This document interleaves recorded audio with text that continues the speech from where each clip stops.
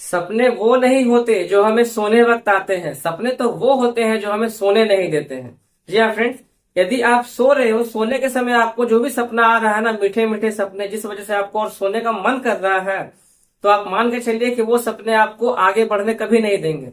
लेकिन कुछ सपने ऐसे होते हैं जो हम लोग अपनी खुली आंखों से देखते हैं, और वो सपने जो होते हैं ना, हमें चैन की नींद सोने देते ही नहीं है। और बार बार मन में पता है क्या आता रहता है कि जब तक मैं इस चीज को अचीव ना कर लूं तब तक मैं चैन की नींद तो नहीं सोने वाला।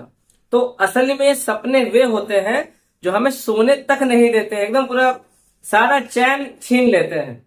तो इसी मोटिवेशनल कोर्स के साथ फ्रेंड्स हमारा आज का क्लास स्टार्ट होता है। और आज हम लोग निर्देशांक ज्यामिति का सेकंड पार्ट जानने वाले हैं, जहां पर हम लोग देखिए बहुत ही मोस्ट इंपॉर्टेंट क्वेश्चन को कवर करने वाले हैं। यहां से एग्जाम में क्वेश्चन पूछता है फ्रेंड्स, 2 से 3 क्वेश्चन आते हैं। चलिए फटाफट वीडियो को स्टार्ट करते हैं, लेकिन उससे पहले आपसे रिक्वेस्ट है कि यदि आपको वीडियो पसंद आए तो प्लीज लाइक कर दीजिएगा, चैनल को सब्सक्राइब कर दीजिएगा, और उसके बाद फिर बेल आइकन को भी ऑन कर लेना है, ताकि जब भी मैं वीडियो अपलोड करूं डेली शाम के 6 बजे आपको नोटिफिकेशन पहले मिलता चला जाए। ठीक है, चलिए वीडियो को स्टार्ट करते हैं, लेकिन उससे पहले हम लोग कॉन्सेप्ट को पहले बारीकी से समझते हैं। तो देखिए हमारा कॉन्सेप्ट आज का क्या कहता है।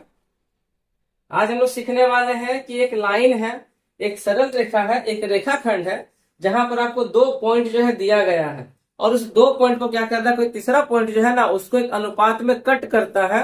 तो उसका फॉर्मूला क्या होता है, वो हम लोग कैसे निकालेंगे। ठीक है, तो देखिए समझते हैं पहले। तो इसको समझने से पहले हम सबसे पहले ग्राफ से लेके चलते हैं। तो देखिए ग्राफ क्या है, तो देखिए क्या है। तो ग्राफ में हम लोगों ने सीखा था कि एक पॉइंट हमारा इस जगह पर मौजूद है, जिसका निर्देशांक ये वाला हो गया x1, और ये हो जाएगा y1। ठीक है, दूसरा हमने क्या देखा था, एक पॉइंट हमारा इस जगह पर है, जो जिसका ग्राफ देखिए इस प्रकार से था, x2 y2, और दोनों लाइन को मिला रहा है एक ये वाला लाइन। ठीक है, दोनों को ये वाला लाइन क्या कर रहा है, मिला रहा है। अब क्वेश्चन यहाँ पर ये है कि हमको ये तो पता है x1 और ये हो गया y1, और ये हमको पता है x2 और ये हो गया y2।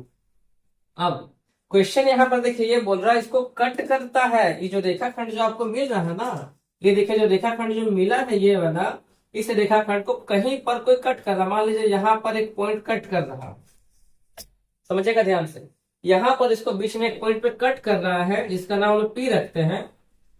तो ये भी तो ग्राफ में इसका कोई ना कोई पॉइंट होगा, इसका कोई ना कोई वैल्यू होगा जो उसको कट कर रहा है। तो यहाँ देखिए क्या हो जाएगा, ये वाला, जिसको हम लोग मान लेते हैं कॉमन सा पॉइंट x मान लेते हैं, और ये देखिए इसका निर्देशांक यहाँ से y वाले घर में y हो जाएगा।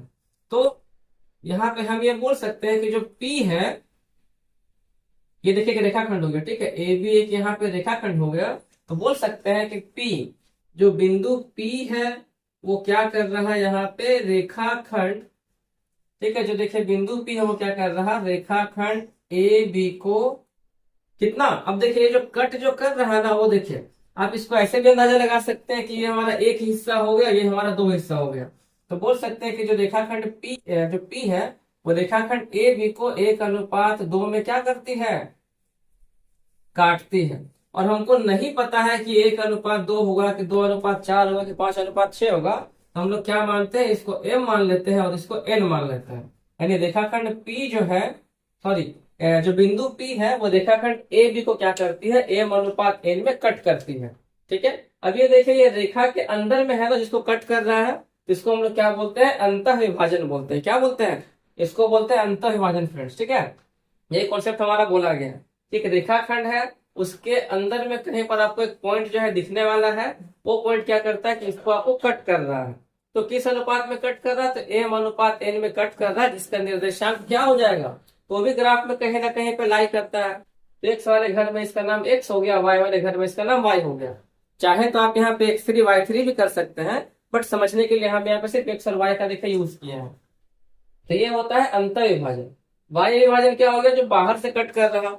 अब मान के चलिए कि वो पॉइंट जो है इस लाइन पर ना रह करके, वो पॉइंट हमारा इस लाइन पर है, मतलब वो पॉइंट इस लाइन पर ना रह करके बाहर कहीं पे रहे। ठीक है, वो पॉइंट जो है बाहर कहीं पे है, मान के चलिए यहाँ पर है, तो क्या यहाँ पर तो क्या यही कट करेगा, देखिए ऐसे करके जाएंगे मिलाएंगे, ये भी देखिए जाकर के कहीं ना कहीं पे कट करेगा, करेगा ना। इसको हम मिलाते हैं तो देखिए कहीं ना कहीं जगह देखिए कट करेगा ना ये लाइन, ये पॉइंट जो है। तो इसको हम लोग क्या बोलते हैं, बाह्य विभाजन बोलते हैं। ठीक है, अब इसका देखिए ये फॉर्मूला क्या होता है, ये x और y निकालेंगे कैसे हम लोग, ये तो समझ में आ गया कि एक रेखाखंड है। ठीक है। ये तो हमको देखिए समझ में आ गया कि एक रेखाखंड है जिसमें एक का नाम हम लोग इस रेखाखंड का नाम रखते हैं ए बी, जहां पर इसका कोई वैल्यू होगा x1 और y1 होगा, और इसका कोई वैल्यू होगा x2 और y2 होगा, ये भी देख लिए। और बीच में कहीं पे एक पॉइंट होगा जो इसका नाम लोग पी रख देते हैं, जो क्या करता है इसको दो अनुपात में काटता है। वो कौन सा अनुपात है? वो अनुपात है m अनुपात n में इसको कट करता है। तो क्वेश्चन अगर आपसे ये पूछता है, चलिए कट तो कर रहा है 2:1 में, अंतर यानी अंदर कट कर रहा है, तो उसका निर्देशांक क्या होगा? इसका x और y का वैल्यू हम लोग कैसे निकालेंगे? तो इसका देखिए फॉर्मूला आपको याद रखना पड़ेगा। इसका फॉर्मूला होता है x के लिए mx2, ठीक है। इसका फॉर्मूला होता है mx2 प्लस हो जाएगा nx1, और ये अंतर विभाजन है तो यहाँ पे हो जाता है m प्लस n, याद रखिएगा। और y के लिए सेम बिल्कुल इसी प्रकार से क्या हो जाएगा, my2 प्लस ny1, और नीचे हो जाएगा आपका m प्लस n। तो x के लिए देखिए ये वाला हो गया फॉर्मूला, और y के लिए हमारा ये वाला फॉर्मूला हो गया। अब यही चीज अगर बोलता है आपको कि ये बाह्य विभाजन कर रहा है, बाहर से कट कर रहा है, तो वहां पर क्या हो जाएगा, सारा चीज का साइन चेंज, सब कुछ सेम रहेगा फॉर्मूला, सिर्फ यहाँ पे माइनस हो जाएगा जहां पे आपको प्लस दिख रहा है। तो क्या हो जाएगा, ये mx2 माइनस nx1, नीचे हो जाएगा m माइनस n, और y में क्या हो जाएगा आपका my2 माइनस ny1, और नीचे क्या हो जाएगा m माइनस n हो जाएगा आपका इस जगह पे। क्लियर, समझ में आ गया ना? अंतः बोलता है तो प्लस कर देना है, बाह्य बोलता है तो माइनस कर देना है। क्लियर। अब देखिए कॉन्सेप्ट नंबर 3, बोला है मध्य बिंदु का नियामक क्या हो जाएगा, मतलब मध्य बिंदु कैसे निकालेंगे। तो देखिए, तो मान लीजिए कि आपका एक यहाँ पर एक पॉइंट है जिसका हम लोग नाम देते हैं x1 और इसका नाम है y1, ठीक है। दूसरा जो पॉइंट है उसको हम लोग बोलते हैं क्या, x2, और ये हमारा क्या है, y2 है, ठीक है। अब इसके बीच में एक हमारा पॉइंट है, मान लीजिए चलिए ये वाला p इसका नाम देते हैं। अब ये हम लोग मध्य बिंदु कैसे निकालेंगे? तो देखिए मध्य बिंदु का एक अलग फॉर्मूला है। अब बोले ऐसा दोनों तो सेम है, नहीं, ये जो है वो एक अनुपात में कट कर रहा है, वो कहीं भी हो सकता है, वो यहाँ ये P जो है यहाँ भी हो सकता है, वहां भी हो सकता है, लेकिन ये मध्य बिंदु बोला है तो ये एकदम एग्जैक्ट सेंटर में ही होगा। मध्य बिंदु का मतलब होता है कि एग्जैक्ट के सेंटर में ही होगा। और इसका आपको देखिए फॉर्मूला क्या हो जाएगा मध्य बिंदु का, तो पहले एक्स का वैल्यू निकालेंगे, तो क्या देखिए निकलेगा आपका, तो देखिए एक्स वन मतलब दोनों का आपको क्या निकालना है, औसत निकाल देना। तो x1 प्लस x2 है ना, x1 प्लस x2 बाई 2 हो जाएगा x के लिए, और y का निकालेंगे तो क्या हो जाएगा आपके लिए, y1 प्लस y2 बाई 2 हो जाएगा। जस्ट समझिए कि आपको औसत निकालने के लिए बोला गया है, ठीक है। ये देखिए हमारा लास्ट कॉन्सेप्ट ये वाला कह रहा है कि त्रिभुज के केंद्र का नियामक कैसे निकालेंगे। मतलब कि ये देखिए त्रिभुज है हमारा, ये हमारा त्रिभुज हो गया, ठीक है। यहाँ देखिए हो गया ए, ये वाला हो गया बी, ये वाला हो गया सी, त्रिभुज का ये वाला हो गया हमारा केंद्रक हो गया, समझिएगा ध्यान से। अब यहाँ देखिए जो ए है इसका हम लोग क्या नाम है, ये हो गया x1 y1, ये वाला देखिए हमारा हो गया x2 y2, और ये वाला हमारा क्या हो गया फ्रेंड्स, x3 y3 हो गया, ठीक है। हमसे पूछा है इस केंद्र का नियामक क्या होगा, इस केंद्र का हम लोग वैल्यू कैसे निकालेंगे। इसको अगर हम लोग x और y मान लेते हैं तो हम लोग इस x और y का वैल्यू कैसे निकालेंगे। तो देखिए केंद्र का निकालने का फॉर्मूला क्या हो जाएगा, तो यहाँ देखिए त्रिभुज में देखिए 3 भुजा दिया गया है ना, तो 3 हो जाएगा यहाँ पे। तो आपको एक प्रकार से क्या करना, औसत ही निकालना है, बट तीनों का निकालना है। तो x1 plus x2 plus x3 by हो जाएगा 3, और y वाले केस में भी क्या हो जाएगा आपके लिए, y1 plus y2 plus y3 by हो जाएगा कितना, 3 हो जाएगा। आज समझ में ना, ये चारों कॉन्सेप्ट आपको समझ में आ गया ना। देखिए ना कितना इजी वे में मैंने आपको समझा दिया शॉर्ट तरीके से। आप चाहे तो इसका स्क्रीनशॉट ले सकते हैं या फिर आप इसको कॉपी में लिख लीजिए। अब हम लोग चलते हैं फटाफट क्वेश्चन को सॉल्व करने के लिए, ठीक है। चलिए स्टार्ट करते हैं हमारा फटाफट क्वेश्चन का जो सीरीज है। आशा करता हूँ कि आपको कॉन्सेप्ट समझ में अच्छे से आ गया होगा। तो प्लीज एक लाइक कर दीजिएगा, चैनल को सब्सक्राइब कर दीजिएगा, और जब तक मैं क्वेश्चन पढ़ता तब तक आप एक शेयर भी कर दीजिएगा, ठीक है फ्रेंड्स। और एक प्यारा सा कमेंट कर दीजिएगा कि सर मुझे कॉन्सेप्ट अच्छे से समझ में आ गया है। सारा का पीडीएफ आपको फ्रेंड्स मिल जाएगा कहाँ पे, हमारे हार्डवेयर क्लासेस एप्लीकेशन पे, प्ले स्टोर पे जाकर के आप उसे डाउनलोड कर लीजिएगा, और वहां पर आपको लॉगिन करने के बाद फ्री मटेरियल्स वाले ऑप्शन पे आपको मिल जाएगा, ठीक है। चलिए क्वेश्चन समझते हैं। अब देखिए क्वेश्चन नंबर 1 में क्या बोला गया है। क्वेश्चन नंबर देखिए 1 में आपको बोला गया है कि उस बिंदु का निर्देशांक ज्ञात करें जो बिंदु -1,7 और 4, -3 को मिलाने वाली रेखाखंड, रेखाखंड यानी एक रेखाखंड है जहां पर एक पॉइंट आपको जो दिया गया है ए है, जिसका नाम हम लोग देते हैं -1, 7 है। जो दूसरा जो पॉइंट है उसका नाम देते हैं बी, जिसका निर्देशांक दिया है 4, -3 है।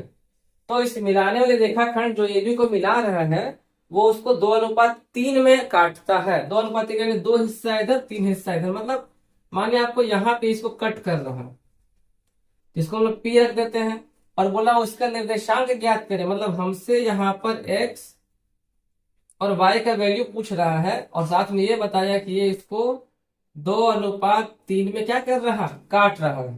जल्दी समझ में आ गया ना कैसे काट रहा है भाई, अंतः अनुपात में काट रहा है। तो आपको यहाँ पे अंतः अनुपात का फॉर्मूला लगाना है। तो जब नहीं समझ में आएगा तो यहाँ पे आप एक काम और कर सकते हैं, साइड में लिख दीजिएगा, ये हो गया आपका x1 y1, ये हो गया आपका x2 y2 हो गया, ठीक है। और इसको हम लोग बोलते हैं m/n बोलते हैं। अब आराम से फॉर्मूला याद हो जाएगा। वैसे हम लिखे तो फॉर्मूला हम लोग क्या जानते हैं, x बराबर ये जानते हैं mx2 + n(x1), नीचे क्या हो जाएगा m+n हो जाएगा, ठीक है। तो सबसे पहले हम लोग इसका वैल्यू निकाल लेते हैं। अच्छा साथ में y भी देखे चलिए, तो यहाँ देखिए y में चलते हैं, तो y के लिए क्या हो जाएगा फॉर्मूला, ये हो जाता है my2 + ny1, नीचे हो जाएगा आपका m+n हो जाएगा। अब देखिए निकालते पहले x के लिए, तो mx2 बोला है तो m कितना हो गया 2 हो गया, बस खाली कैलकुलेशन ही तो है। x2 क्या हो गया 4 हो गया, प्लस n हो गया हमारा 3 और x1 कितना हो गया -1, जो कि रखते हैं ब्रैकेट में। यहाँ पर क्या हो जाएगा आपका 2 + 3 हो जाएगा। y में चलिए देखिए y में क्या हो जाएगा my2, तो m हो गया आपका 2, y2 कितना हो गया -3, फिर देखिए n हो गया आपका 3 और y1 कितना हो गया हमारा 7 हो गया, कितना हो गया y1 7 हो गया, और नीचे हो जाएगा m+n यानी कि 2 + 3 हो जाएगा। अब यहाँ से x का मान निकाले तो क्या हो जाएगा, ये आपका 4 2 8 -3y हो जाएगा 5, ठीक है। सॉल्व करेगा तो क्या हो जाएगा 5/5, कट क्या आ जाएगा आपका 1, तो x का वैल्यू क्या हो गया, x का वैल्यू हो जाएगा आपका 1। y में आइए देखिए y में क्या हो जाएगा, तो हो जाएगा -6 + 21, नीचे हो जाएगा आपका 5, तो y का वैल्यू यहाँ से क्या हो जाएगा 15, y हो जाएगा 5, कट करेंगे तो आएगा 3 बार में, और y का मान कितना निकलेगा 3, यानी उस पॉइंट का निर्देशांक क्या हो गया फ्रेंड्स, उसका निर्देशांक आ गया आपका 1,3 हो गया। आया समझ में, बहुत बढ़िया, आपको बहुत अच्छे से समझ में आ गया होगा, ठीक है। क्वेश्चन नंबर देखिए 2 समझते हैं। देखिए क्वेश्चन नंबर 2 में क्या बोला गया है, बहुत ही आसान है, ज्यादा बड़ा वीडियो नहीं बनेगा, लेकिन जरूरी है सीखना। वीडियो चाहे जितना भी लंबा बने आप उस पर ध्यान ना दीजिए, आपको सीखना जरूरी है। सीख जाएगा तो फिर तो आप खुद से ही बना लोगे भाई। क्या देखिए 2 नंबर क्या है, सेम सवाल। यहाँ पे देखिए क्या बोल रहा है कि उस बिंदु का निर्देशांक ज्ञात करें जो बिंदु -1,3 और 4,-3 को मिलाने वाली रेखाखंड को 3:1 में काटती है। अब यहाँ पर तो अंतः अनुपात तो बोला ही नहीं है, यहाँ तो बोला गया था, यहाँ से बोला अनुपात में काटती है, यहाँ भी बोला अनुपात में काटती है, अंतः या बाह्य तो बोला नहीं गया है। तो जब आपको मेंशन नहीं करेगा ना कि किससे मतलब किस अनुपात में काटती है, अंतः या बाह्य, तो आपको आंख बंद करके शांतिपूर्वक अंतः वाला ही फॉर्मूला लगाना है, बाह्य वाला फॉर्मूला नहीं लगाना है, ठीक है। याद रखिएगा, अगर बाह्य के बारे में बोलेगा कि बाह्य अनुपात में काटती है तभी आप बाह्य वाला फॉर्मूला लगाइएगा, और अगर नहीं बोलता है तो आपको अंतः अनुपात वाला ही फॉर्मूला को यूज करना है, ठीक है। बुक में कुछ ऐसे गलती दिए हुए तो आपको वहां पे ध्यान नहीं देना है।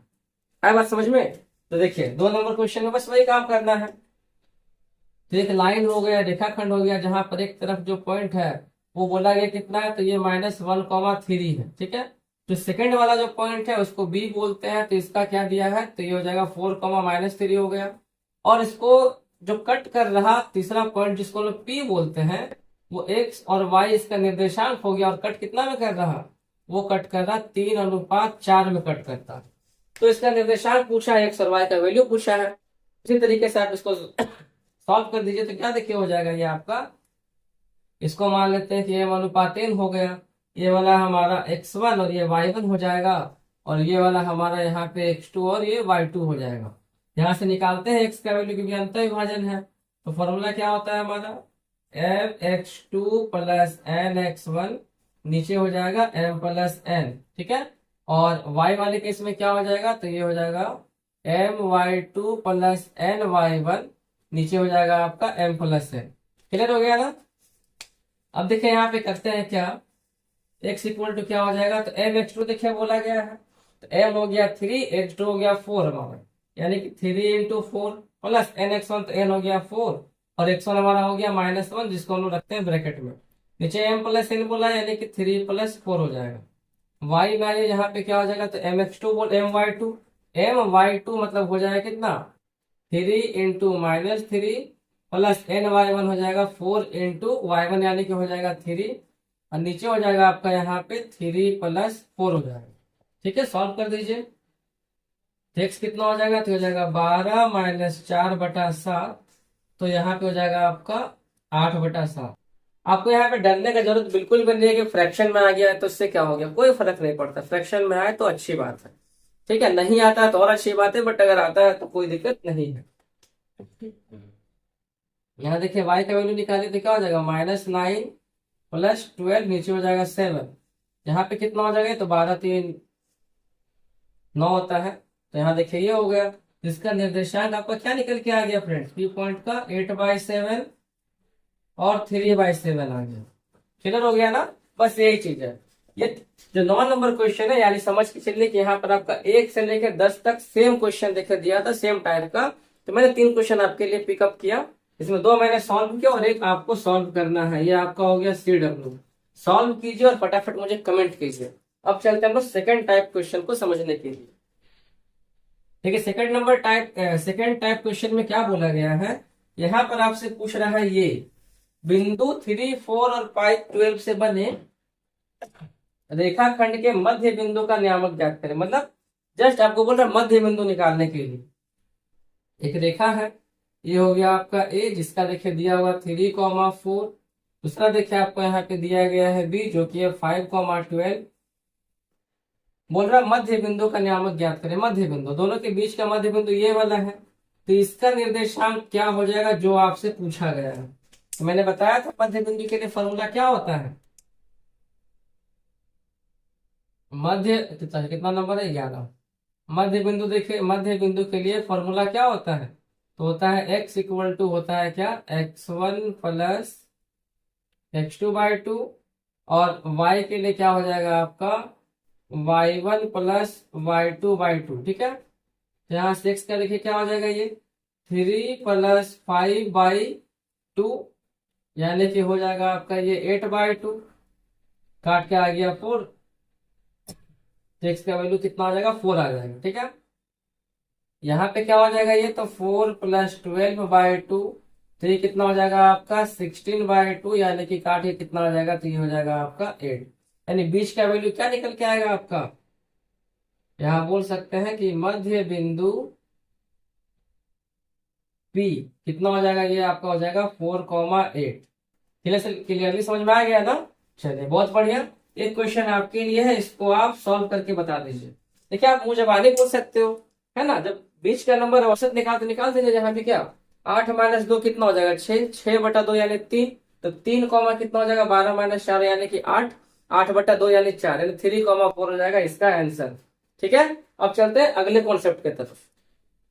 बहुत ही आसान है, मैंने बोला ना बहुत ही चैप्टर ये आसान है फ्रेंड्स। ठीक है, अब देखिए यहाँ पे आते हैं क्वेश्चन नंबर 16 की तरफ। 16 में देखिए क्या बोला गया है, यहाँ पे समझिएगा। मेन बोला एक त्रिभुज है, क्वेश्चन देखिए बोला गया एक त्रिभुज है, तो त्रिभुज के शीर्ष का निर्देशांक आपको जो है देखिए दिया गया है। एक हम लोग पहला मान लेते हैं 5 - 1, दूसरा देखिए मान लेते हैं कितना है -3 - 2, और तीसरा देखिए आपको जो दिया गया है वो है -1, 8 है। ठीक है, बोला है उसके केंद्रक का निर्देशांक ज्ञात करें। ये वाला केंद्रक ज्ञात करना है आपको, इसको जी कहते हैं। ठीक है, तो आपको ये चीज क्या बोला है निकालने के लिए, निकालिए क्या हो जाएगा। तो बताया था मैंने आपको केंद्रक का निर्देशांक, तो चलिए लिखते हैं त्रिभुज के केंद्रक का निर्देशांक। ठीक है, त्रिभुज के केंद्रक का निर्देशांक तो क्या हो जाएगा ये आपके लिए, तो देखिए x के लिए हो जाएगा क्या, x1 plus x2 plus x3, y हो जाएगा 3, और y के लिए क्या हो जाएगा, तो y1 plus y2 plus y3, y हो जाएगा 3। ठीक है, पुट कीजिए बोले तो क्या लिखे निकलेगा, x1 हो गया 5, कर दीजिए यहाँ पे नंबरिंग आप, ये हो जाएगा आपका x1, ये हो जाएगा y1, ये हो गया x2, ये हो जाएगा y2, ये हो जाएगा x3, और ये हो जाएगा आपका y3। ये हो जाएगा 5 प्लस, ये हो जाएगा x2 हो जाएगा -3, और x3 हो जाएगा आपका -1, नीचे हो गया 3। ठीक है, यहाँ पे देखिए y में क्या हो जाएगा, तो ये हो जाएगा आपका -1 प्लस y2 हो जाएगा -2, और y3 हो जाएगा आपका 8/3 हो जाएगा। सॉल्व कीजिए तो क्या देखिए निकलेगा, तो 5 -3 -1/3, और यहाँ पर हो जाएगा आपका -1 -2 प्लस 8/3, कितना देखिए हो गया 5 -4/3, और यहाँ पर हो जाएगा आपका -3 प्लस 8/3। यहाँ देखिए क्या निकल के आ गया आपका 1/3, और ये हो जाएगा आपका 5/3, एंड इसका निर्देशांक क्या निकल के आ गया, ये हो गया आपका 1/3, और यहाँ पर हो गया आपका 5/3। ठीक है, तो देखिए इस प्रकार से, तो त्रिभुज का केंद्र का निर्देशांक बोलेगा तो आपको इस प्रकार से क्या करना है फ्रेंड्स, सॉल्व कर लेना। एक क्वेश्चन आपके लिए है, और आप इसको सॉल्व करके मुझे बताइएगा कि इसका आंसर क्या होगा। ये देखिए कितना बेस्ट तरीके से हो रहा है ना पढ़ाई, आप खुद ही खुद में सोच लीजिए, देखिए कि कितना बेस्ट तरीके से पढ़ाई हो रहा है, कि सर एक कॉन्सेप्ट समझा रहे हैं, एक क्वेश्चन या दो क्वेश्चन खुद से समझा रहे हैं, और एक क्वेश्चन हमको दे रहे प्रैक्टिस करने के लिए, ताकि मेरे माइंड में जो भी अगर डाउट होता है 19-20 तो वो बनाने पे सॉल्व हो जाएगा, क्लियर हो जाएगा। देख रहे ना, ये सबसे बेस्ट तरीके का पढ़ाई होता है, और ऐसा आपको कहीं पर यूट्यूब पे नहीं मिलने वाला, मैं ये गारंटी के साथ कह सकता हूँ। इस तरीके से कि दो क्वेश्चन मैं बताऊं और एक क्वेश्चन मैं आपको दूं बनाने के लिए। ठीक है, चलिए बढ़ते हैं अगले कॉन्सेप्ट की तरफ। यहाँ देखिए थोड़ा सा ही बड़ा बनेगा, तो इसको प्लीज ध्यान से देखिएगा। देखिए क्वेश्चन नंबर 19 में क्या बोला गया है। क्वेश्चन नंबर देखिए 19 में आपको बोला गया है क्या, कि त्रिभुज का मध्य बिंदु जो है देखिए दिया गया। अब ये मध्य बिंदु कौन सा है, ये भी जान लीजिए, कौन से मध्य बिंदु, वो जी निकाले तो वो नहीं है, ये अलग है। त्रिभुज के मध्य बिंदु का निर्देशांक देखिए 3 दिया हुआ, 1 1 2 -3 और 3 4। तो त्रिभुज के शीर्ष निर्देशांक पूछा गया, तो इसका देखिए फिगर कुछ इस टाइप का बनता है, समझाने के लिए देखिए बनाते हैं। तो देखिए इस टाइप का ही हमारा फिगर बनता है। ठीक है, ये देखिए हो गया ए, ये देखिए हो गया बी, ये हो गया सी। तो क्वेश्चन आपको क्या बोला गया है, इसको रख लेते हैं हम लोग x1 y1, इसको रखते हैं x2 y2, इसको रखते हैं x3 y3। तो सॉरी, क्वेश्चन देखिए क्या बोला गया, बोला त्रिभुज के मध्य बिंदु का निर्देशांक दिया गया। मतलब ये जो देखिए ए बी है ना, इस ए बी का मध्य बिंदु ये वाला, ये हो जाएगा। तो ये आपको जो है यहाँ पर इसको डी मान लेते हैं। बीसी का मध्य बिंदु क्या हो जाएगा, इसको हम लोग यहाँ पर ई मान लेते हैं, और इसको हम लोग क्या मान लेते हैं, एसी का एफ मान लेते हैं। ठीक है, ये देखिए हो गया। तो आपको ये चीज जो है तीनों दिया हुआ है। तो ये देखिए आपको कितना दिया हुआ है, तो ये आपको दिया है 1,1। ये जो ई हो गया, तो ये देखिए आपको दिया हुआ है कितना, 2, -3। और देखिए जो एफ है वो आपको देखिए दिया गया है कितना, 3,4 देखिए दिया हुआ। पूछा क्या जा रहा है, पूछा है आपसे एबीसी का मान बताइए, x1 y1 x2 y2 x3 y3 का जो मान आपसे पूछा जा रहा है। ठीक है, तो त्रिभुज के शीर्ष निर्देशांक को ज्ञात करने बोला गया है। तो दिमाग लगाइए, ए बी का मध्य बिंदु क्या है, डी है। बी सी का मध्य बिंदु क्या है, ई है। ए सी का मध्य बिंदु क्या है, एफ है। मध्य बिंदु का फॉर्मूला मैंने आपको बताया था, क्या होता है मध्य बिंदु का फॉर्मूला निकालना, क्या होता है formula, x1 plus x2/2 y1 plus y2/2 होता है ना। वही चीज आपको यहाँ पे यूज करके तीनों का निकालना है। देखिए बहुत आसानी से निकल जाएगा। तो पहले इसको हम बनाना स्टार्ट करते हैं, ध्यान से समझिएगा। देखिए 19 नंबर है। तो यहाँ पे हम लोग क्या देख रहे हैं कि बिंदु डी, जो बिंदु है डी, वो क्या है, रेखाखंड ए बी का मध्य बिंदु है। ठीक है, रेखाखंड ए बी का मध्य बिंदु है। उसी प्रकार से, ठीक है, लिखते हैं इसी प्रकार, ठीक है। इसी प्रकार से जो आपका यहाँ पे हो गया बिंदु ई, ठीक है, इसी प्रकार से जो हो गया आपका बिंदु ई, वो रेखाखंड बीसी का मध्य बिंदु है। ठीक है, जो बिंदु ई हो गया वो हो गया क्या आपका बीसी का मध्य बिंदु है। उसी प्रकार से ठीक इसी प्रकार हम लोग आगे बढ़ते हैं तो क्या आपको देखे दिखेगा कि बिंदु एफ जो है वो रेखाखंड ए बी बी सी और सी ए का मध्य बिंदु है। तो क्लियर हो गया अच्छे से कि इसका मध्य बिंदु है। अब मध्य बिंदु है तो क्या बनेगा, हम लोग उसका मध्य बिंदु तो निकालना पड़ेगा। अब देखिए डी मध्य बिंदु है, ए बी का मध्य बिंदु निकाल देते हैं। यहाँ तो वैसे बोल सकते हैं, तो लगाइए फॉर्मूला मध्य बिंदु का। तो यहाँ देखिए क्या हो जाएगा, 1 x इक्वल टू हम लोग क्या जानते हैं, x1 प्लस x2 बाई 2 हो जाएगा। और y वाले केस में क्या जानते हैं कि y1 प्लस y2 बाई 2 हो जाएगा। ठीक है, तो हम लोग पहले इसका निकाल रहे हैं, तो हमको x का वैल्यू पता है 1 है, और हमको यहाँ पे x1 x2 का कुछ भी नहीं पता है। यहाँ से हमारा एक इक्वेशन बन के निकलेगा, क्या क्रॉस में करेंगे तो ये हो जाएगा आपका x1 प्लस x2 बराबर कितना हो जाएगा, 2 एकम 2, समीकरण नंबर 1 हो गया। ठीक है, ध्यान से देखिएगा, यहाँ से देखिए y भी हमको क्या दिया हुआ है, 1 दिया हुआ है, तो 1 इक्वल टू कितना हो जाएगा, तो y1 प्लस y2 बाई हो जाएगा 2। क्रॉस में करेंगे तो क्या देखिए निकलेगा, y1 plus y2 equal to 2 हो जाएगा। इक्वेशन नंबर हमारा यहाँ पे 2 हो जाएगा। क्लियर हो गया, सॉरी। अब हम लोग निकालते हैं बीसी वाले केस में। देखिए बीसी वाले केस में चलिए निकालते हैं, तो लिखेंगे यहाँ पे इसी प्रकार। उस समय मेरे पास फ्रेंड छोटा वाला बोर्ड था तो बहुत दिक्कत हो रहा था बनाने में, अब कोई प्रॉब्लम नहीं क्योंकि देखिए बड़ा वाला बोर्ड है और ये डिजिटल बोर्ड से कम थोड़ी इसको हम बना के रखे हैं। देखिए तो इसी प्रकार से इसमें देखिए निकालते सेकंड वाले केस में, तो क्या हो जाएगा फॉर्मूला। अब यहाँ पर x2 और x3 देखिए दिया गया, तो x2 प्लस x3 बाई 2 हो जाएगा। और y वाले केस में क्या हो जाएगा आपका, y2 प्लस y3 बाई 2 हो जाएगा। ठीक है, तो यहाँ देखिए x का वैल्यू क्या हो जाएगा, 2 देखिए दिया हुआ है, और ये आपका यहाँ पर है x2 प्लस x3 बाई 2 हो गया। क्रॉस में गुना करेंगे तो क्या हो जाएगा, ये आपका x2 plus x3 equal to हो जाएगा 4। समीकरण नंबर इसको मान लेते हैं 3 क्योंकि तीसरा नंबर है। और यहाँ पे ये y वाले केस में क्या हो जाएगा, तो देखिए y कितना दिया हुआ, -3 दिया हुआ, तो यहाँ पे y3 पुट कर देते हैं तो हो जाएगा y2 प्लस y3 बाई 2।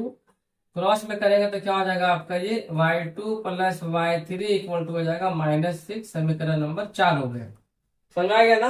अब चलते हैं एसी वाला केस में, है ना। आप चलते हैं यहाँ पे एसी वाला केस में चलते हैं, तो क्या हो जाएगा, ये इसी प्रकार से, तो यहाँ देखिए हो जाएगा क्या, x इक्वल टू क्या हो जाएगा, 3 और 1 दिया हुआ है ना, तो x3 प्लस x1 बाई 2, और y का जब निकालेंगे तो क्या हो जाएगा, ये आपका y3 प्लस y1 बाई 2। ठीक है, वैल्यू पुट कीजिए, तो देखिए यहाँ पर x दिया हुआ 3, y दिया हुआ है 4, ये देखिए दिया हुआ 3 है। यहाँ पर क्या हो जाएगा, ये तो x3 प्लस x1 बाई हो जाएगा 2, और ये कितना हो जाएगा आपका x3 plus x1 equal to हो जाएगा 3 दूनी 6। समीकरण नंबर 5 हो गया। y वाले केस में कितना है, तो 4 है, तो y3 प्लस y1 बाई हो जाएगा 2, तो यहाँ पे सॉल्व करेंगे तो आएगा y3 plus y1 equal to हो जाएगा 8, और ये समीकरण नंबर हो गया 6। इतना समझ में आ गया ना। तीनों का देखिए मध्य बिंदु दिया है, तो मध्य बिंदु का फॉर्मूला से बराबर कर दिए, यहां से हमको ये मिल गया। अब इसके बाद क्या करना है जो समझ, अब इसके बाद करना क्या है हम लोगों को, हमको निकालना है क्या, हमको निकालना है x1 y1 x2 y2 x3 y3 निकालना। अब यहाँ पे करते हैं क्या, x वाले को एक साथ जोड़ते हैं और y वाले को जोड़ते हैं एक साथ। तो पहले x का काम करते हैं, तो 1 3 और 5। तो अब हम लोग यहाँ पे क्या करते हैं, पहले x वाले को ऐड करते हैं, यानी कि अब equation number 1 plus equation number 2 और प्लस यहाँ पे सॉरी 2 बोला 3 ना, इक्वेशन नंबर 3 और इक्वेशन नंबर 5, तीनों को हम लोग यहाँ पे जोड़ते हैं, 1 3 और 5 को चलिए जोड़ते हैं। तो देखिए क्या दिखेगा आपको, x1 यहाँ है और x1 देखिए यहाँ, मतलब सब आपको डबल डबल दिखने वाला है। x1 में देखिए 2 है, x2 में देखिए 2 है, और x3 में देखिए 2 है, यानी कि सब आपका डबल डबल है। तो बोल सकते हैं 2 × x1 + x2 + x3, मतलब तीनों ही आपका यहाँ पर डबल डबल है। इस साइड पर कितना देखे दिया है, तो 2 + 4 + 6, तो 2 + 4 + 6 कितना हो गया, 12 हो गया। अब आप यहाँ पे देखिए निकालेंगे x1, देखिए बोले ना हल्का सा लंबा जाएगा बट है बहुत आसान, लंबा खाली जाएगा लेकिन है बहुत आसान। x1 + x2 + x3 कितना हो गया, देखिए 2 से काटेंगे 12 को, तो ये आ जाएगा 6 आपका। इसका नाम हो जाएगा इक्वेशन नंबर कितना, इक्वेशन नंबर हो गया 7। ठीक है, क्लियर हो गया। अब अगर y का अभी निकाल लेते हैं पहले, उसके बाद फिर सबका वैल्यू निकालना आसान हो जाएगा। अब निकालिए y वाले, y वाले में क्या है, 2 4 6 है, तब यहाँ पे जोड़ते हैं 2 + 4 + 6 जोड़ते हैं, तो यहाँ पे देखिए y में सब डबल डबल आपको दिखेगा। 2 × y1 + y2 + y3 = कितना हो गया, 2 + -6 और इतना, यानी कि 2 - 6 + 8 कितना हो जाएगा, ये 8 2 10, 10 में से 6 जाएगा, बचेगा 4। तो यहाँ से आपका y1 + y2 + y3 कितना हो जाएगा, 2 दूनी होता है 4, और ये हो गया आपका इक्वेशन नंबर 8 हो गया। कितने क्लियर हो गया ना। अब देखिएगा जादू, अब हम लोग आते हैं 7 वाले, पहले x का मान निकालते हैं।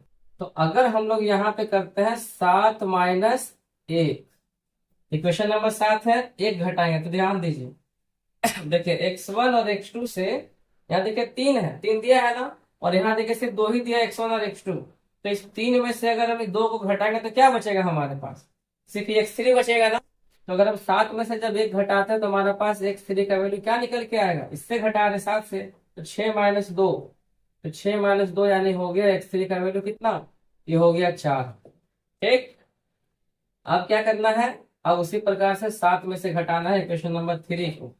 तो देखिए अब 3 घटाइए, यहाँ पे क्या देखिए दिखेगा आपको, देखिए 2 और 3 क्या हो जाएगा, कट जाएगा, बचेगा क्या, x1 देखिए बचेगा। तो x1 का मान यहाँ पे क्या निकलेगा, 6 - 4 करना होगा, तो x1 आपका देखिए निकलेगा 2। क्लियर, समझ में आ गया ना। अब आते हैं थर्ड वाले में, यानी कि 7 - 5 करते हैं। यहाँ देखिए 3 कटा और यहाँ से 1 कटा, बचा 2, तो 2 का वैल्यू आपका यहाँ पे क्या हो जाएगा, तो ये दिया है 6 - 6, यानी कि ये हो जाएगा आपका 0 हो जाएगा। समझ में आ गया ना इतना। अब इसी प्रकार से निकालिए y वाले का, y का देखिए निकालते हैं। y में देखिए 8 आया था, तो क्या करेंगे, यहाँ पे 8 माइनस करते हैं सबसे पहले 2, जब 8 में से 2 माइनस करेंगे क्या आएगा, वो इसी के सेम ही आने वाला, y1 y2 है, कट जाएगा, इससे बचेगा y3, और 2 - 2 कितना होता है, y3 कितना हो जाएगा आपका, 2 - 2, यानी कि y3 कितना हो गया, 0 हो गया। ठीक है, फिर यहाँ देखिए आते हैं, तो 8 माइनस करते हैं क्या हम लोग, 4 करते हैं, तो कितना देखा आएगा, y3 से y3 कटा और y2 से, अच्छा कहाँ गया, y3 और y1 कट गया, सॉरी y2 और y3 कट गया, तो बचा y1 हमारे पास। यहाँ देखिए x1 आ रहा है, यहाँ पे देखिए y1 आ रहा है, तो इसी से घटाएंगे तो कितना आएगा, 2 माइनस कितना है ये, -6 देखे हैं यहाँ पे, तो -6, यानी कि कितना हो जाएगा, तो y1 माइनस हो जाएगा 2 + 6, यानी कि इसका मान 8 आ गया। अब हम लोग चलते हैं क्या, 8 - 6 करते हैं। ठीक है, 6 में देखिए, तो 6 में क्या हो जाएगा, तो 8 में देखिए हो गया कितना, y3 और y1 देखिए घटाएंगे तो क्या बचेगा, y2 देखिए बचेगा, तो आपका y2 कितना होने वाला है, 2 - 8, यानी कि y2 का वैल्यू कितना हो जाएगा, -6 हो जाएगा। अब देखिए आपका निर्देशांक निकला, ये का निर्देशांक क्या है, x1 y1 कितना निकल के आया, 2, 8। बी का निर्देशांक कितना था, x2 y2, देखिए x2 y2 कितना निकल के आया, 0, -6, और सी का निर्देशांक कितना है, x3 y3 कितना निकल करके आया, 4, 0, और ये ही हो गया आपका आंसर। आशा करता हूँ कि आपको ये इतना सारा तरीका, मतलब इतना सारा, मतलब इतना बड़ा सॉल्यूशन आपको समझ में आया होगा। इसका कोई ऑल्टरनेटिव नहीं है फ्रेंड्स, इसी प्रकार से ये क्वेश्चन बनने वाला है। आप पूरा यूट्यूब छान मारो, पूरा गूगल छान मारो, चाहे कुछ भी छान मारो, ये क्वेश्चन इस प्रकार से ही बनने वाला है। समझ में आ गया ना। आप प्रैक्टिस के लिए 20 नंबर क्वेश्चन प्रैक्टिस कीजिएगा। ठीक है, अब यहाँ पे 3-4 क्वेश्चन और बचा हुआ, तो हम लोग फटाफट उसको भी सॉल्व कर लेते हैं। अब देखिए फ्रेंड्स, आगे बढ़ते हैं। लास्ट के देखिए 5 क्वेश्चन बचे हुए, पांचों यूनिक है और पांचों को समझना बहुत ही जरूरी है। ठीक है, पांचों को समझना बहुत ही जरूरी है, क्योंकि यहाँ से भी एग्जाम में क्वेश्चन पूछे जाते हैं। तो ये क्वेश्चन नंबर 21 में क्या बोला गया है, समांतर चतुर्भुज के शीर्ष यहाँ देखिए दिया गया है और एक्स और वाई का पूछना निर्देशांक क्या होगा। चलिए करते हैं। समांतर चतुर्भुज, ठीक है। ये देखिए ये कितना हो गया 1,2, बी कितना हो गया 4,y, सी हो गया x,6, डी हो गया 3,5। बोला है शीर्ष दिया गया है इसका, ये ज्ञात करें। अब यहाँ पे समझिए इसका, देखिए ये जो है यहाँ पे कॉन्सेप्ट आता है, वो यह आता है कि समांतर चतुर्भुज के जो विकर्ण है वो एक ही बिंदु पे कट करते हैं। समांतर चतुर्भुज के जो विकर्ण है वो एक ही बिंदु पे कट करते हैं, ठीक। मतलब इधर का जो मध्य बिंदु होगा और इधर का जो मध्य बिंदु होगा, दोनों आपस में क्या होता है, बराबर होता है।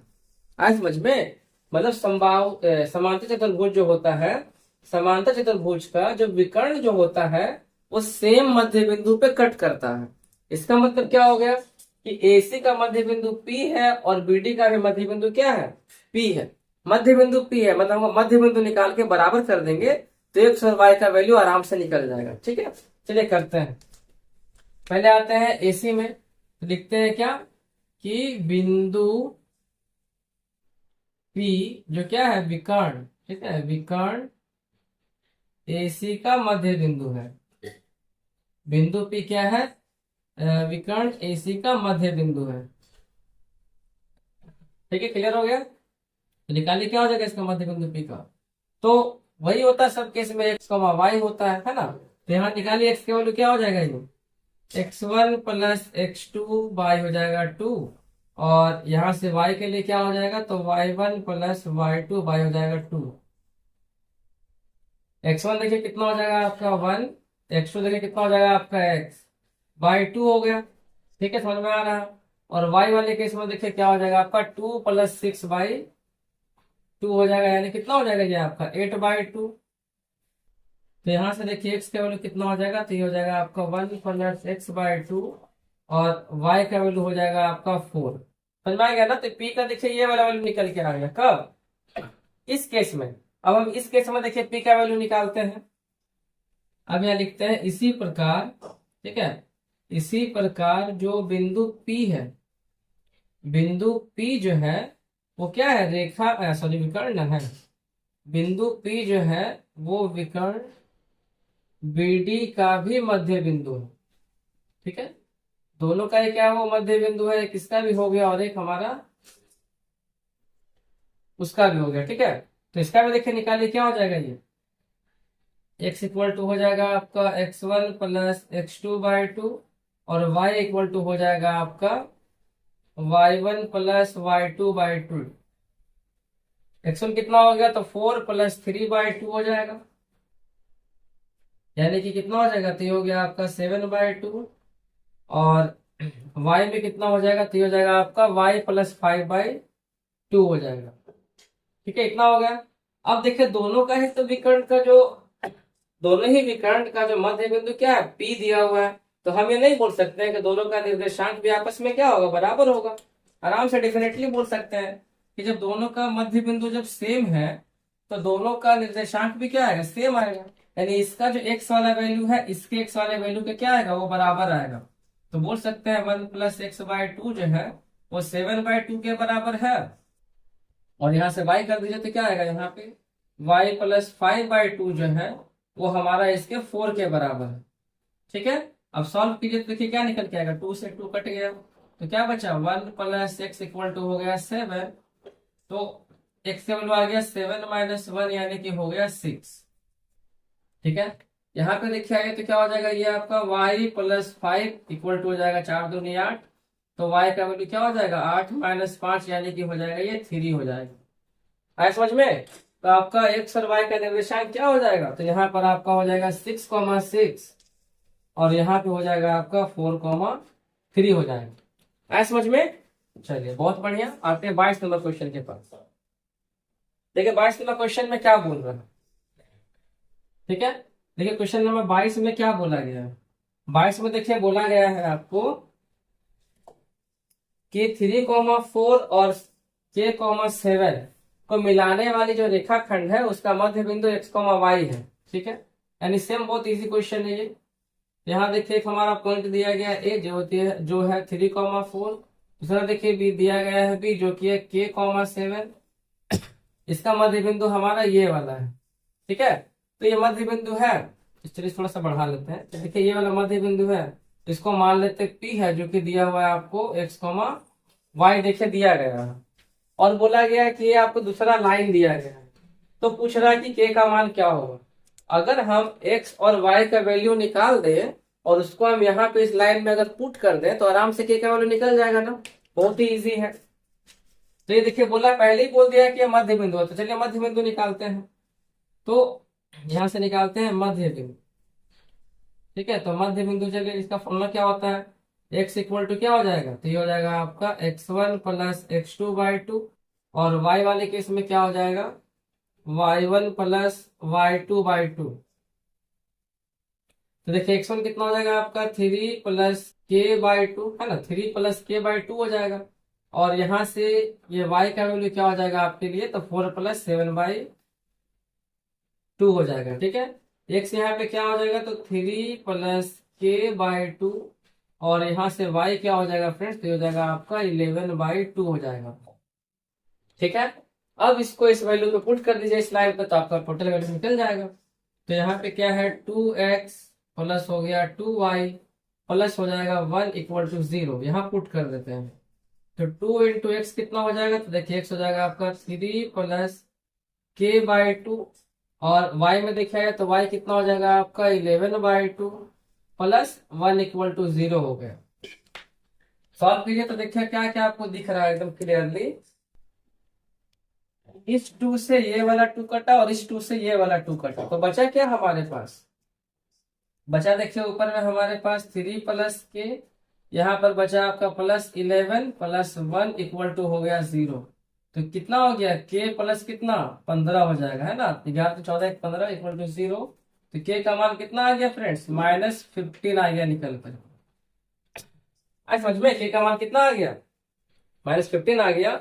और ये वाला क्वेश्चन मोस्ट इंपॉर्टेंट है, इस बार एग्जाम में तो शायद पता नहीं पूछा था कि नहीं, बट ये वाला क्वेश्चन 3 से 4 साल लगातार ये वाला क्वेश्चन रिपीट हुआ प्रीवियस 10 ईयर्स वाले क्वेश्चन में, अगर आप ऑब्जर्व करोगे तो। वो भी मैं करवाऊंगा आपको, बट पहले भी सीखना जरूरी है। ठीक है, फिर क्वेश्चन देखिए और फटाफट इसको भी समझते हैं। 23 में देखिए क्या बोला गया, क्वेश्चन नंबर 23 में देखिए बोला गया है आपको कि -3,4। ठीक है, बोला गया है क्या यहाँ पे, -3,4 और 3,5 को जोड़ने वाली रेखाखंड को बिंदु E किस अनुपात में काटती है। अनुपात मांगा है तो k अनुपात 1 मानेंगे। ठीक है, हाँ यहाँ समझिए, ये देखिए हो गया हमारा -3, -4 और b हमारा यहाँ पे हो गया 3,5। इसका जो बिंदु है सेम p जो है उसका निर्देशांक देखिए दिया है x,2। और यहाँ देखिए आपसे पूछ रहा है कि किस अनुपात में काटती है, तो आपके माइंड में तो यही वाला कोई आंसर आएगा, सर m अनुपात n में काटता है। जैसे कि हम स्टार्टिंग में सीखे थे कि किस अनुपात में काटती है, तो m/n में काटती है। लेकिन नहीं, आपको यहाँ पे m/n नहीं लिखना है। अगर आप वो यूज करोगे तो आपका आंसर कभी नहीं आएगा। इसीलिए इसका एक अलग ही मतलब कॉन्सेप्ट चलता है हल्का सा, कि जब भी पूछा जाता है कि किस अनुपात में काटती है, जब अनुपात पूछेगा तो आपको हमेशा यहाँ पर मानना है k/1। ठीक है, आप k के जगह पे कुछ भी रख सकते हो, बट आपको अनुपात में 1 लेके चलना है, ना कि m/n लेके चलना है। आए समझ में, क्योंकि जब आप k लेके चलोगे या कुछ भी लेके चलोगे और अनुपात में 1 रखोगे, तभी आपका m/n वाला वैल्यू निकल करके आएगा। और अगर आप m/n लेके चलोगे तो आपका वैल्यू निकल के कभी नहीं आएगा। क्यों, क्योंकि वहां पे 2 अननोन वैल्यू हो गया, और एक अननोन रहता तो आराम से वैल्यू निकल जाता है। ठीक है, बस वही चीज अंतर विभाजन करना, तो लगाइए फॉर्मूला। हम लोग क्या जानते हैं फॉर्मूला अंतर विभाजन का, x इक्वल टू क्या जानते हैं, mx2 प्लस nx1 y हो जाएगा कितना m प्लस n, ये होता है। और y वाले केस में क्या होता है, my2 प्लस ny1 y कितना हो जाएगा m प्लस n, नहीं ना होता है। अब देखिए x के जगह पे तो x लिखा हुआ है, mx2, तो m का जगह पे k लिखा हुआ है, x के जगह पे देखिए, अच्छा x2 के जगह पे लिखा हुआ 3, फिर यहाँ पे n के जगह पे देखिए 1 लिखा हुआ है, और x1 के जगह पे लिखा हुआ -3। नीचे कितना हो जाएगा आपका k+1 हो जाएगा।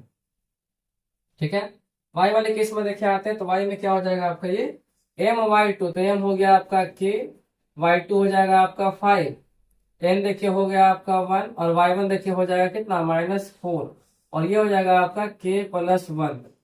ठीक है, x देखिए निकालने पे क्या हो जाएगा आपके पास 3k-3 y हो जाएगा k+1, और यहाँ पर y का वैल्यू क्या हो जाएगा 5k-4 y हो जाएगा k+1। क्लियरली हो गया ना इतना? अच्छा एक चीज और समझिए, सॉरी, y के जगह पे तो यहाँ देखिए 2 लिखा हुआ था, तो हम लोग यहाँ पे y के जगह पे 2 पुट कर सकते हैं। ठीक है, कोई दिक्कत नहीं है। बस अब आप इसको लेके चलिए या इसको लेके चलिए, हमको बस k का मान निकालना है। यहाँ पे तो निकलेगा नहीं k का मान, यहाँ पर देखिए k का मान निकल सकता है कि नहीं? तो यहाँ पे देखिए निकालिए, तो बटा में कुछ नहीं तो 1 मान लेते, क्रॉस में करेंगे गुना तो क्या आएगा 2k प्लस हो गया 2, और यहाँ से क्या हो जाएगा, तो हो जाएगा 5k-4, तो हो जाएगा ये आपका 2k-5k इक्वल टू -4 -2, ये हो गया -3k इक्वल टू -6, और k का वैल्यू क्या हो जाएगा -6/-3 यानी कि 2, तो k का वैल्यू आपका निकल के कितना आएगा फ्रेंड्स, तो ये हो जाएगा आपका k का वैल्यू 2 हो जाएगा। ठीक है, और हमसे पूछा किस अनुपात में कट कर रहा, तो यहाँ पे k/1 माने थे ना, तो k/1 का मतलब हो गया 2:1 में कट कर रहा। ठीक है, अगर आपसे पूछता है यहाँ पर x का वैल्यू ज्ञात करें तो क्या करते हैं, बस k का मान यहाँ से निकाले हैं, यहाँ पर k का मान रख दीजिए, x का मान आपका निकल जाएगा। ठीक है, समझ में आ गया? चलिए आगे बढ़ते हैं क्वेश्चन नंबर 24 की तरफ। 24 नंबर क्वेश्चन में पढ़िए क्या बोला गया है। 24 नंबर क्वेश्चन में देखिए आपको बोला गया है कि यदि बिंदु C जो है वो ए बी को मिलाने वाले रेखाखंड को इतना में कट करता है तो बी का निर्देशांक ज्ञात करें। बिंदु C ए बी को मिला रहा है, मतलब ए बी को मिलाने का मतलब हो गया ए आपका यहाँ पर है और बी आपका यहाँ पर है। ए आपका देखिए दिया हुआ है 2,5, समझिएगा ध्यान से, और बी आपको पता नहीं है कितना, बट पूछ रहा है कितना होगा, तो इसको मान लेते हैं हम लोग क्या, इसको x और y मान लेते हैं। ठीक है, और बोल रहे C जो है ना ये बीच में है, ये क्या कर रहा है ए बी को मिला रहा है, C जो है ए बी को मिला रहा है जिसका निर्देशांक हमको दिया गया है, और वो क्या करता है कि 3:4 के रेशियो में कट करके मिला रहा है। तो पूछा है बी का निर्देशांक ज्ञात करें, है ना आसान? कौन सा लगाएगा फॉर्मूला बताइए फ्रेंड्स? यहाँ पे लगाना है फॉर्मूला हमको मध्य ये अंतर विभाजन का फॉर्मूला लगाना है ना।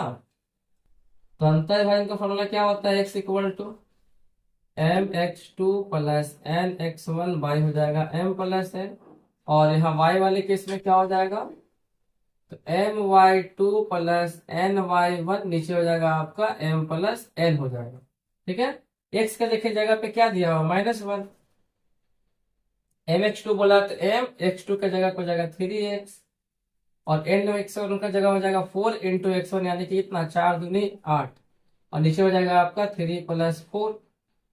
यहाँ पे y में है तो देखिए y आपका दिया हुआ है 2, यहाँ से my2 क्या हो जाएगा, तो my2 हो जाएगा कितना 3y, और ny1 कितना हो जाएगा आपका 4 इंटू 5 यानी कि 4×5 = 20, और नीचे हो जाएगा कितना 3 + 4, ये हो जाएगा आपका -1/1, और यहाँ पे हो जाएगा 3x प्लस 8/7, यहाँ पे चलेंगे तो कितना हो जाएगा, तो 2/1, और ये हो जाएगा आपका 3y प्लस 20/7, क्रॉस में कीजिए मल्टीप्लाई तो क्या हो जाएगा ये 3x प्लस 8 इक्वल टू -7, और 3x इक्वल टू हो जाएगा -8 -7 यानी -15 हो गया। तो यहाँ से आपका x का वैल्यू निकल करके आ जाएगा, x का वैल्यू कितना हो जाएगा, तो -15 हो जाएगा 3, कट के हो गया 5, x का मान कितना आएगा, तो -5 आएगा। ठीक है, यहाँ पे चलिए तो यहाँ पे देखिए क्या हो जाएगा ये, तो 3y प्लस हो जाएगा 20 इक्वल टू हो गया 14, तो 3y इक्वल टू क्या हो जाएगा 14 - 20, तो 3y इक्वल टू क्या हो जाएगा -6, तो y का मान -6/3 यानी कि हो गया 2, तो y का मान कितना आ गया -2 आ गया। तो यहाँ से देखिए इसका निर्देशांक क्या निकलेगा -5 और -2। बस इस तरीके से देखिए सॉल्व करना कितना आसान है। अब एक देखिए लास्ट क्वेश्चन बचा हुआ है, आपको सॉल्व करना है। क्या देखिए बोला गया है। चलिए इसको भी मैं सॉल्व कर देता हूँ, अच्छा मेरा क्यों पालना। चलिए इसको भी सॉल्व करता हूँ, ये भी यूनिक क्वेश्चन। देखिए 25 नंबर क्वेश्चन में आपको बोला गया, ये बहुत इजी है, हार्ड नहीं है, बहुत इजी है। बट आपके लिए तो ये नया होगा ना, इसीलिए मुझे भी सॉल्व करना पड़ेगा। देखिए 25 में क्या बोला गया है, पढ़िए। बोला ए -6, 10 बी इतना को मिलाने वाले रेखाखंड को ए किस अनुपात में कटती है, वही सेम चीज क्वेश्चन है। यहाँ पे देखिए ए हो गया जो आपको दिया गया है -6, 10। यहाँ पे देखिए जो बी है वो आपको दिया गया 3, -8। और यहाँ पर जो पॉइंट दिया गया सी, नाम नहीं है बस दिया गया, ये जो है -4, 6 जो है वो किसी अनुपात में बांटती है। कौन सा अनुपात, स्टार्टिंग में बताए थे, जब भी बोलेगा कौन सा अनुपात तो क्या मानना है, K/1 मानना है। क्या मानना है, K/2 आपको 1 मानना है। बस फॉर्मूला देखिए वही लग रहा है अंतर्भाजन वाला, कि x इक्वल टू क्या हो जाएगा, ये हो जाएगा आपका mx2 + nx1, ये हो जाएगा m+n। और यहाँ y के लिए क्या हो जाएगा आपका my2 + ny1/m+n। ठीक है, लगाइए। x का जगह पे हो गया -4, mx2 यानी k इंटू हो जाएगा 3 यानी 3k, और 1 इंटू हो जाएगा -6 हो जाएगा -6, नीचे हो जाएगा आपका k+1। यहाँ देखिए y का जगह पे 6 और यहाँ पे क्या हो जाएगा my2 मतलब हो जाएगा -8k, और ये कितना हो जाएगा आपका ये वाला ny1 यानी कि +10, नीचे हो जाएगा आपका k+1। अब आप इसको सॉल्व कीजिए चाहे इसको सॉल्व कीजिए, दोनों ही केस में आपका k का मान सेम ही निकलेगा। ठीक है, तो इसको हम सॉल्व करते हैं, क्या आएगा -4 इंटू के तो हो गया -4k, -4 इक्वल टू हो जाएगा 3k-6, तो -4k + 3k, अच्छा प्लस है तो माइनस ना हो जाएगा, -3k और यहाँ से हो जाएगा -6 + 4 हो जाएगा, तो -7k इक्वल टू हो जाएगा -2। कट गया तो यहाँ देखिए k का मान कितना आ गया, k का मान आ गया आपका 2/7। अनुपात देखिए पूछा गया तो अनुपात कितना है, k/1 है, आप पुट करेंगे तो 2/7 = 1, और ये क्रॉस में चला जाता है तो हो जाएगा आपका 2:7। 2 अनुपात 7 में क्या होगा, इसको ये कट कर रहा है। तो मैं आशा करता हूँ फ्रेंड्स कि आपको सारे क्वेश्चन 25 के 25 और यहाँ से करीब 6 से 7 टाइप का जो कॉन्सेप्ट था मैंने आपको समझा दिया, और आपको बारीकी से हर एक चीज अच्छे से समझ में आ गया। तो प्लीज वीडियो को लाइक कर दीजिएगा, चैनल को सब्सक्राइब कर दीजिएगा, और हमारे एप्लीकेशन को भी डिस्क्रिप्शन में जा करके डाउनलोड कर लीजिएगा, लिंक पे क्लिक करके, और जल्दी से पीडीएफ को सॉल्व करना स्टार्ट कर दीजिए, क्योंकि फिर जब हम लोग स्टार्ट करेंगे केसेस है ना मैथ, तो उसमें भी तो टाइम लगने वाला है ना, उसका फिर हम लोग क्रैश कोर्स में देख के सॉल्व करने वाले हैं। ठीक है, तो अगर अभी से आपका प्रैक्टिस मस्त रहेगा तो ना जाके आगे जबरदस्त हो जाएगा काम। चलिए इसी के साथ वीडियो की समाप्ति करता हूँ। थैंक यू फ्रेंड्स, यहाँ तक बने रहने के लिए। राधे राधे।